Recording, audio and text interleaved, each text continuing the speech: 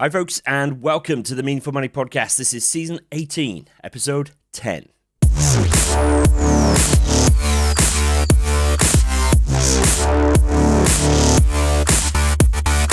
This is the podcast dedicated to helping you put your finances in order. My name is Pete Matthew, and I'm going to share with you everything you need to know and everything you need to do to secure your financial future. I'm here to help you make sense of money.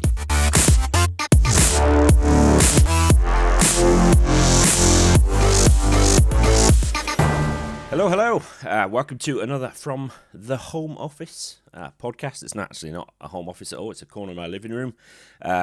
Slightly annoying lack of ability to control the light and all that stuff that sort of keeps me awake at night. And actually, last night I didn't sleep well at all. So if I'm looking a little bit jaded, then you know why. But it's great to have you with me. It's great to have another show out. Now, there comes a time for all of us when our minds turn towards the end game and optimizing our plans for when we're gone, no longer around. And there are all kinds of planning opportunities to be had for making the most of our wealth. That's the subject for today's show. And after the main body of the show, I'll look at a review that's been left. Got an announcement about the third and final phase of Meaningful Academy, which we've got a founders launch happening right now for only 2 days after the release date of this episode. So stay tuned for that and getting quick. But obviously, before any of that, as usual, this podcast continues to be brought to you with the help of my friends at 7 Investment Management. They've been helping me out here on Meaningful Money for ages, since the spring of 2011. So very nearly 10 years. So do check out what they're up to. They're at 7im.co.uk. That's the number 7im.co.uk. Go check them out. Now, for most of us, the ideal end game is passing away peacefully in our sleep at the age of 100, having enjoyed excellent physical and mental health, never needing long-term care, all of our financial ducks in a row. Many of us would like to spend our last penny the day before we die. Many of us would also like to give some money to our family or to the causes that we care about. And today, I want to try and cover this vast area of financial planning. Yeah, I won't do that, not in enough detail anyway. But I do want to cover the parts of it that most of us need to know and do, so that at least we're armed with some good information. Slightly different format this week, rather than sort of what you need to know and what you need to do. This is something of a stream of consciousness on the subject, with sort of various action points scattered throughout. It just didn't really lend itself to that usual know and do division. Well, maybe it could have done, but it didn't end up that way. So I'll try to put an action graphic up whenever there is one to take particular note of. And there are chapter markers in the video description on YouTube, so you can jump to the bits which you are interested in. As ever, remember, notes and links from today's show, they're at the show notes, which is the only link you need to remember, meaningfulmoney.tv/UG10 for Ultimate Guide, Episode 10. So let's commence our estate planning stream of consciousness, shall we? Okay, so the first point really is to understand that inheritance tax is out to get you. It used to be a problem for rich people, inheritance tax. It used to be only a problem for rich people. But with the relentless march of house prices and a nil rate band, which has stayed fairly static for ages, more and more people, and more people than ever before, are now paying inheritance tax. So the nil rate band is the amount of your estate that you can leave to the next generation without paying inheritance tax at all. And there are two of them, two nil rate bands. First is for everyone, and it's currently £325,000. On top of that is the residence nil rate band, which is an additional £175,000, taking the total to $500,000. Now, if you are a couple and they leave everything to each other and then to their kids, then they can leave up to $1 million tax-free, as long as there's a house somewhere in the mix, or there has been. And it sounds simple, and it sort of is, but as with anything in the UK tax code, there are all kinds of wrinkles, exceptions, all sorts of things to be aware of. The residence nil rate band is withdrawn if your total estate is over 2 million, for example. And you have to leave your property to a direct descendant. So you can't leave it to a nephew or niece, I nearly said then, a nephew or niece. You can't do that, not to get the benefit of the RNRB. Obviously, that sucks if you don't have kids. It's a little bit discriminatory, really. But for many folks listening to this, it won't be an issue. But for many, it will. And if you think that you might have an inheritance tax issue, ready? Action point. You need to seek legal advice. Don't leave this stuff to chance or pin your hopes on the words of a northerner podcaster, right? Okay, if you think this is an issue, you need to seek legal advice. Second thing you need to understand about estate planning is that you can give away whatever you want. You can give away whatever you want. I get asked all the time, how much can I give away? And people phrase it exactly like that, and it always makes me smile. The answer is you can give away as much as you want. It's your money, your property, after all. Of course, I know what people mean. They want to know how much they can give away without any tax implications, either now or on death. But actually, the point is important. You can do what you want with your own money. They're just maybe tax implications. So remember that. You can give away whatever you want. Number 3, you need to understand the 7-year rule. So most people know something about this. Lots of people misunderstand it, though. Remember, inheritance tax is chargeable on the estate of the deceased. It's the estate that pays it. So it's unlikely that HMRC will chase the recipients of any gifts made while the person was alive, unless, of course, there's not enough money left in the estate to pay the tax, in which case they will. 7-year rule says that once 7 full years have passed since the date of any lifetime gifts were made, then those gifts are no longer factored in when calculating the inheritance tax on an estate. The amount of tax potentially payable on a gift reduces after 3 full years from making the gift down to nothing after 7 full years. Importantly, any gifts use up the nil rate band first. So if you make a gift to your kids of $325,000, conveniently the amount of the nil rate band, and then you die 3 years later, then there will be no nil rate band left for your remaining estate. So think of a timeline. A lot of what we do here is about timelines, isn't it? When you die, your executors will need to look back 7 years at any gifts made so that they can report properly to HMRC. And that means, action point klaxon, you need to keep good records if you're planning to make gifts of any size.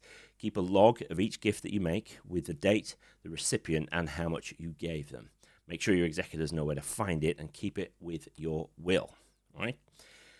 Point number 4, know your exemptions. There are plenty of exemptions, actually, which allow you to make gifts with no tax to pay at all, ever. So let's just rattle through them. There's the small gifts exemption. You can make as many gifts of £250 to different people as you wish. You can't write, 500, £250 checks to one person. There is the annual exemption, where you can make a gift of £3,000 each year to one person, or you can divide that £3,000 between 2 or more people. You can even carry forward last year's £3,000 exemption if you didn't use it last year.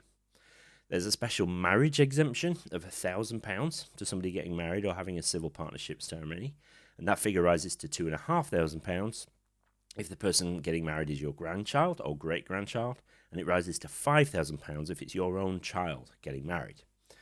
You can give whatever you want to charities or political parties with no limit. A little bit self-serving that by the pollies, don't you think?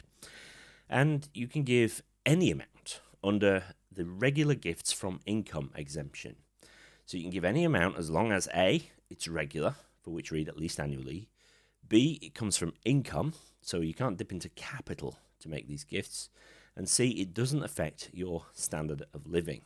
Now, I get asked periodically about how will HMRC know that you've given gifts? Do they track your bank account or something? Well, no, the system works on honesty, as it does in most developed economies. Self-assessment for tax works because they expect you to tell the truth while also reserving the right to investigate you. Your executors will have to sign that they've done everything correctly when they submit the firms to the revenue. So unless they want to perjure themselves and potentially end up in prison, it's probably not a good idea to risk forgetting to mention the £250,000 gift that you gave them the week before you died. Really important. Know your exemptions and pick honest executors. Number 5, 4 ways to reduce your inheritance tax bill. So 4 ways. Remember these. See which ones might work for you. Firstly, spend the stuff. Right? Don't buy things that appreciate, like classic cars or houses or whatever. Blow your money on experiences which have no value after they are lived, except up here. Fly first class. Stay in the Ritz. That's what you worked for after all, right? So spend the money. Number 2, give it away, right? So see above, we talked about giving. This is actually even more fun than spending, actually, if the experiences of most of my clients are anything to go by. Number 3, insure the liability. You can take out life insurance to pay the IHT bill. Life insurance can be costly though, but it might be worth it. You'll just have to do a value calculation comparing the likely premiums that you'll pay for the rest of your life versus the likely inheritance tax bill. Just be sure to put the life insurance policy in trust. Again, seek advice on that. And then fourthly, you can invest in such a way to take advantage of business relief. I have a nagging feeling the Chancellor might do something about this in the 2021 March budget, but currently there are some investments available which mean that you retain access to the capital should you need it, but you can invest it in such a way you, if you don't need it and you still hold this particular kind of investment at the date of death, then as long as you've held them for at least 2 years when you die, then they're inheritance tax-free. That was a bit convoluted, wasn't it? That was a long sentence, right? So special investments that if you hold them at the date of death and you've held them for 2 years, that money is 0 rated for inheritance tax. But I really don't like a lot of these things. They feel contrived to me. I feel like that they could be challenged, so tread very, very carefully with these things. Spend it. Give it away, insure your liability to tax, and invest for business relief. Those are your 4 options, really, for reducing your tax bill. But the biggest issue for most people is that they leave it too late. They're either too old to make gifts and then live 7 years. They're too old to fly first class because all they want to do is stay at home. And they can't get life insurance. So action point, plan early, but don't jeopardize your standard of living just to save tax. I mean, it's your life, it's your money, right? But I would rather pay tax down the line while enjoying life now rather than spending what time I have left worrying about some tax that I'll pay when I'm dead. But that might just be me. Okay, number 6, make a will. Should be obvious, but it's important. If you don't make a will, your estate will be distributed according to the laws of intestacy, which means there's a kind of set way in law that your money will be dished out, and it might not be what you would want. There's such glaringly obvious benefits to making a will. Why do so many people never get round to it? Answer is because they don't like thinking about what happens after they die, which, while understandable, it's a mark of financial immaturity. Now, I tend to put it a little bit more kindly if I'm talking to clients one-on-one, but here on the podcast, I'm just going to tell you to grow up, make a will before it's too late. If there's one thing the coronavirus crisis has taught us, it's that nothing can be taken for granted. And certainly there's no guarantee of a long life, so make a will. Wills can be a useful planning tool as well. So if you want to give some money to charities, you can do that easily in your will. There'll be no inheritance tax to pay on any gifts to charity. Plus, if you give 10% of your estate to charity or more, any inheritance tax on the remainder is reduced to 36%, not 40%. I'm not sure I actually said that it was 40% inheritance tax rate earlier on, but anyway, it is. But you could reduce it if you give 10% or more of your estate to charity. For most of us, our will doesn't need to be complicated. A great place to start is with Fairwill. I interviewed their CEO, Dan Garrett, a while back. He was superb. Fairwill are completely disrupting what they call the death industry. They're now writing 1 in 10 of all wills in the UK, and they do quite a bit more than wills as well. So action point, for a 20% discount off their already very low prices for an online will, go to fairwill.com/meaningful20. While you're at it, talk to them about lasting powers of attorney. Not going to deal with those in depth here. I've done that before, but I'll put a link in the notes to some previous sessions on lasting powers of attorney and why they're important. But Fairwill can talk to you about those as well. Okay, number 7, make a WID file. A WID file is a when I die file. Cheery, huh? So the idea came from a client who told me that she'd made a SID file, right? And that my business card was at the front of it. She told her kids just to call Pete, he'll sort everything out for you. SID stands for should I die, but I had to remind her that it's not a case of if, but when, right? It's when I die. It's amazing I've got any clients at all, really. I must speak too frankly to them sometimes. So a WID file it is. And basically, it's a one-stop shop, if you like, for everything that needs sorting out when you're no longer around. So obviously, it should contain your will and any funeral instructions, but a list of all your bank accounts, insurance policies, monthly direct debits, investments, pensions, anything else financially speaking would be really helpful for those who have got to sort everything out when you're gone. Your gift register should go in there if you have one as well. So action point, make a WID file, right? Let your nearest and dearest know where you keep it and keep it up to date if anything changes. Number 8, consider trusts, but only if absolutely necessary. Trusts are a really complex area of financial planning, a specialist area. They're much more common than they were when I started practicing back in 1998. At least I'd say that, but I have no empirical evidence for that. A trust is a mechanism for ring-fencing money for a stated purpose. It allows you to direct how that money is used, who can benefit, and in what circumstances, which all sounds great, but there is a downside. A trust is its own entity for tax, if you like, and the tax rates for a trust are broadly equivalent to those of an additional rate taxpayer. So we're talking 45% income tax, 38.1% on dividends, all that stuff. So there's potential inheritance tax implications as well for you if you make significant gifts into trusts during your lifetime. You can even turn the 7-year rule, get this, into a 14-year rule if you mess up the timing and the interaction of different kinds of gifts.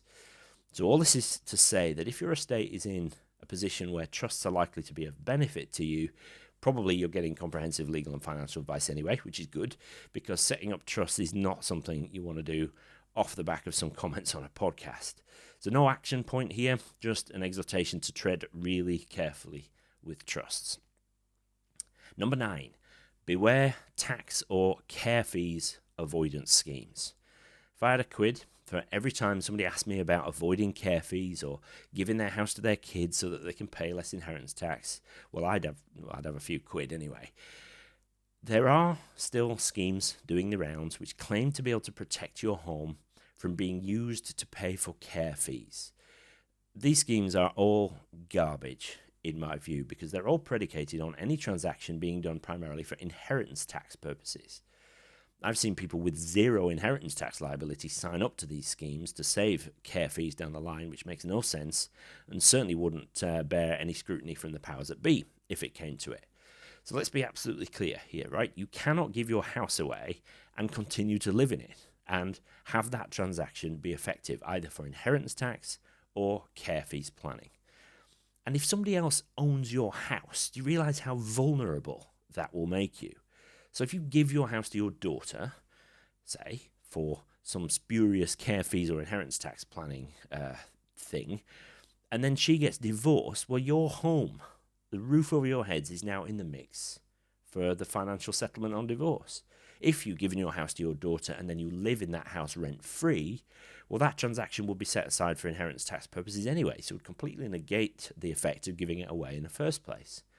If HMRC get wind of it, there could be income tax implications for you as well, as the rent that you're not paying could be deemed as an income and you could get taxed on it.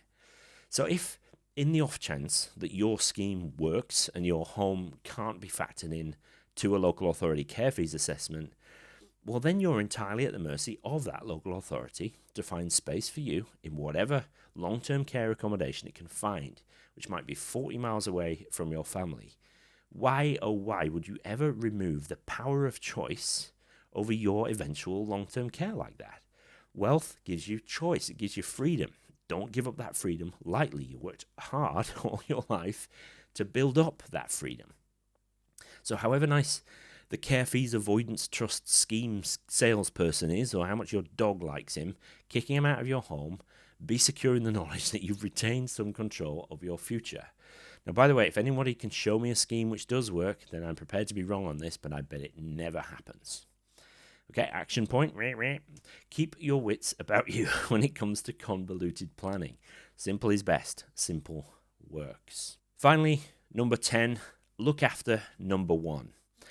Estate planning is largely about passing wealth to the people or causes that we care about. Now, there may be a benefit in doing that before we die with lifetime gifts, or maybe we'll wait until we're gone, but for most it'll be a combination of the two. But in it all, please look after yourselves. There is no sense in doing detriment to your own security and financial well-being in order to benefit others. I love my daughters very much, but if it comes to a choice between helping them financially, buy a new car or something, and me having the option of a 5-star care home, then they're going to be on the wrong side of that choice.